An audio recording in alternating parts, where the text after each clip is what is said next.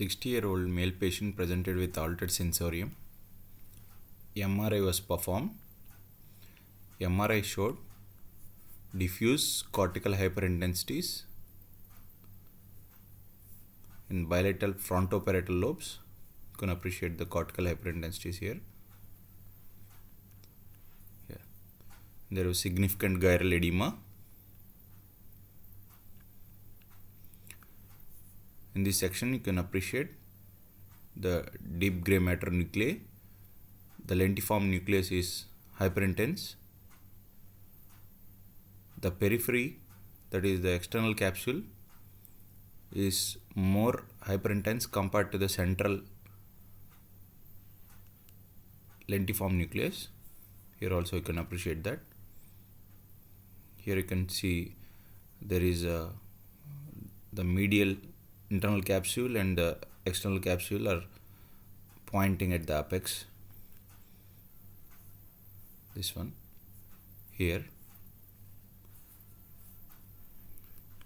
The hyperintensities are also seen in the caudate nuclei, and also you can appreciate the hyperintensities in the mesial temporal lobes.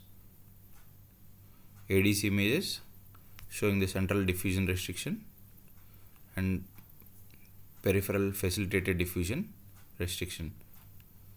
So angiogram did not add much of information. There was bilateral fetal origin of PCA.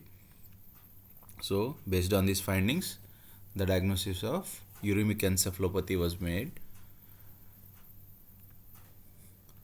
Uremic encephalopathy is an acquired toxic syndrome characterized by delirium in patients with untreated or inadequately treated end-stage renal disease.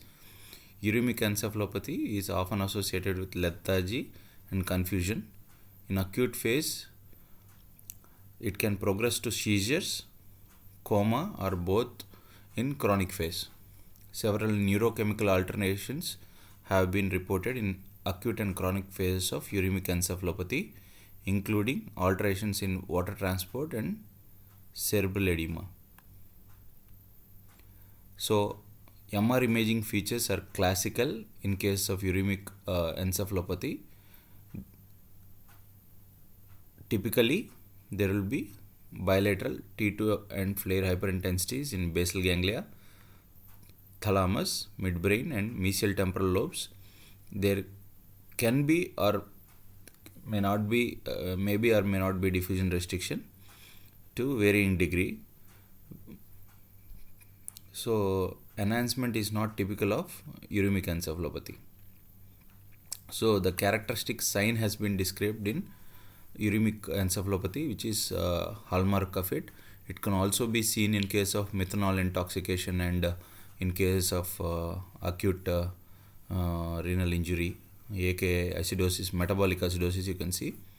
So this limb, this is edematous internal and external medullary laminae. This is the edematous internal capsule.